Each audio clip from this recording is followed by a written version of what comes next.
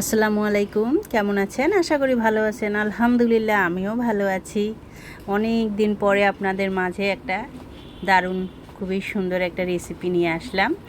Chicken vegetable roll আমি আজকে আপনাদের সাথে বানিয়ে শেয়ার করব। তো হলো প্রথমে আমি উপকরণগুলো আপনাদেরকে দেখা দিচ্ছি।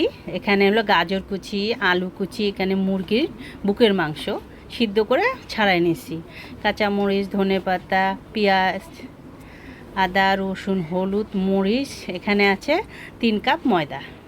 আটা বা ময়দা আপনারা দুটোই নিতে পারেন। আমি এখানে আটা নিয়েছি, আপনাদের সুবিধার জন্য আমি এখানে আটা নিয়েছি। তো একে একে আমি সবগুলো রেডি করে নয় এখন চুলার পাশে যাব। প্যান গরম হলে এখানে তেল দিয়ে দিব, দেওয়ার পর পেঁয়াজ দিব। পেঁয়াজ কুচি করে নিয়েছি, আমি শুরুতে দেখাইছি। পেঁয়াজ কুচিগুলো হালকা একটু লালচে হবে, বেশি লাল করা যাবে না, যেহেতু এটা চিকেন ভেজিটেবল রোল। এখানে একটু আদা বাটা, একটু রসুন বাটা দিব, দেওয়ার পরে আর একটু ভাজবো। ভাজার পরে বাকি হলুদ, মরিচ, গোলমরিচের গুঁড়া হাফ চামচ, সব মশলা এখানে আমি একে একে অ্যাড করব। একটু লাড়াচাড়া করে আমি এখানে মুরগির মাংসটা, যে শুরুতে আমি বলেছি সিদ্ধ করে, আমি বুকের মাংস সিদ্ধ করে ছাড়াই নিয়েছি, সেই মাংসগুলোকে আলতো করে দিয়ে একটু ভাজবো। দেওয়ার পরে হালকা করে ভেজে নিয়ে আলু কুচিগুলো দিয়ে দেবো। আমি গ্রেট মেশিন দিয়ে কুচি করছি, আপনাদের যদি গ্রেট মেশিন না থাকে আপনারা বটিতে ইচ্ছায় একটু মোটা করে নিতে পারেন। আমি একটু বেশি চিকন করে নিয়েছি যেন খেতে ভালো লাগে। বাচ্চাদের জন্য যেহেতু করব, এখানে আমি এই জন্য আলু আর গাজরটাই দিয়েছি, অন্য অন্য সবজি সেরকম দিইনি। এখানে হয়ে গেল আমার সবজিটা। তো আমি সবজির ঘনত্ব রাখার জন্য একটু আঠালো আঠালো একটু ভাব হবে, সেই জন্য আমি 1 টেবিল চামচ কর্নফ্লাওয়ার নিয়েছি আর 1 টেবিল চামচ গুঁড়া দুধ দিয়ে আমি ওখানে সুন্দর করে মিক্স করে নিব। ভালো করে মিক্স করবেন, তাহলে সবজিটা একটু আঠালো আঠালো আর শুকনো ভাবটা থাকবে না, খুব সুন্দর একদম ময়ানটা হয়ে যাবে।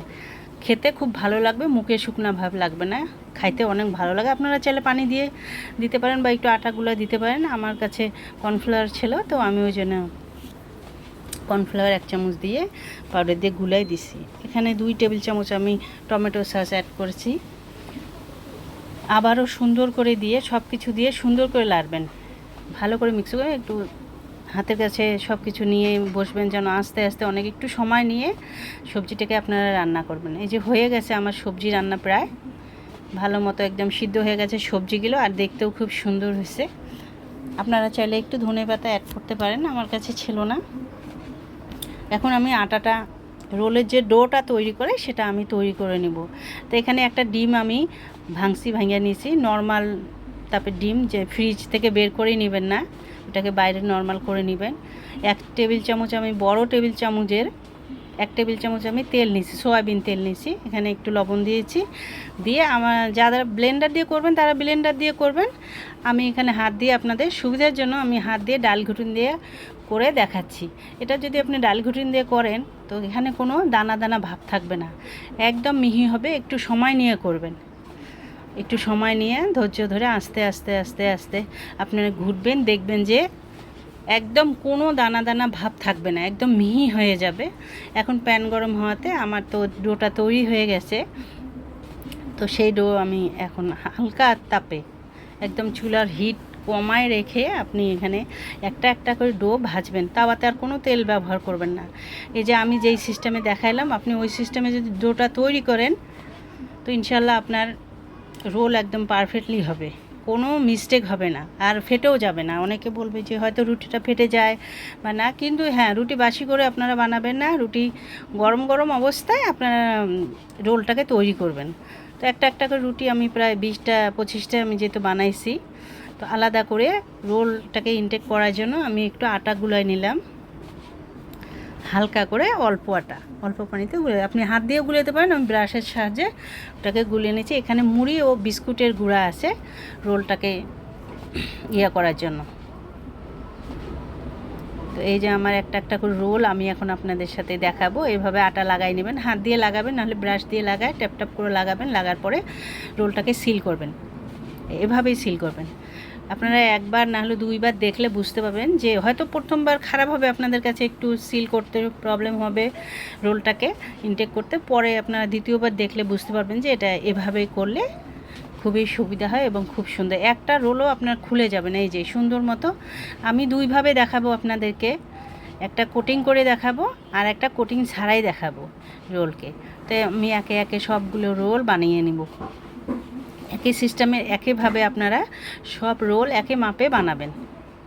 আমি যেহেতু বানাইতে অভ্যাস হয়ে গেছে, আমার কোনো প্রবলেম হয় না, আমি বানিয়ে ফেলি খুব দ্রুত। আর এই যে কোটিং করার জন্য যে আমি প্রথমে যেটা তৈরি করেছিলাম ওখান থেকে 2 থেকে 3 টেবিল চামচ বড় আমি আলাদা করে রাখাতে ওটাতে চুবাইলাম। আটাটাতে চুববার পরে এই যে আপনার বিস্কুটের মুড়ির গুঁড়া এখানে আমি নিয়েছি। আপনারা চাইলে বেটের গুঁড়াও নিতে পারেন, পাউরুটির গুঁড়া নিয়ে হাত লাগাবো না, যেহেতু হাত লাগালে অনেক বেশি অপচার হবে। আমি চামচের সাহায্যে রোলটাকে ওখানে চুবাইয়া তারপরে বিস্কিট এখানে দেখেন হাতেও লাগে নাই এবং রোলটা খুব সুন্দর কোটিং হয়ে গেল। খুব দ্রুতভাবে আমি রোলগুলো, প্রতিটি রোল আমি এভাবে কোটিং করব। আপনাদেরকে কোট ছাড়া দেখাবো এবং কোটিং করেও দেখাবো। তো এভাবে একে একে আমি সবগুলো রোল বানিয়ে নিব। 20-25টা রোল আমি এভাবে একটা একটা করে বানাবো। তবে আপনাদের সুবিধার্থে আমি একটু দেখাবো, ভাজিয়ে আপনাদেরকে দেখাই দেবো যে রোলগুলো কত সুন্দর হয়েছে। তাওয়াতে তেল গরম হয়ে গেছে। আমি প্রথমে যেটা কোট করি নাই বিস্কিটের গুঁড়া দিয়ে সেটা দেখাবো। একদম লাল লাল করে একটু ধৈর্য সহকারে খুব সুন্দর করে আপনারা ভাজবেন। অতিরিক্ত গরম তেলে দিবেন না, তাহলে তাড়াতাড়ি পুড়ে যাবে, কিন্তু খেতে ভালো লাগবে না। মিডিয়াম তেলে ভাজবেন, হালকা তেলে। তো আমার ওগুলো তো কোট ছাড়াগুলো ভাজা হয়ে গেল ভেজিটেবল রোল। এখন আমি যে এগুলো কোট করছি ওই দুটো ভেজে আপনাদেরকে দেখাচ্ছি। দুটোই সেম, দুইভাবে করে খেতে। কিন্তু যেটা কোট করছি বিস্কিটের গুঁড়া দিয়ে ওটা বেশি মুচমুচে হয়, খেতে ভালো লাগে। অনেকক্ষণ থাকলেও এটা ড্যাম হয়ে যায় না।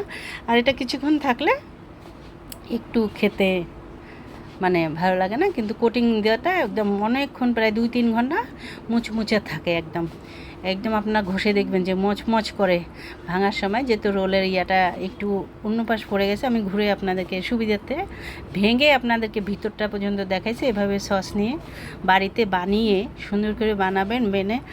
আপনি চাইলে এটাকে প্রায় 1 থেকে 2 মাস বানিয়ে রাখতে পারবেন ফ্রিজে সংগ্রহ করে, পুরো রমজানে খেতে পারবেন। ভিডিওটা আমার রমজানের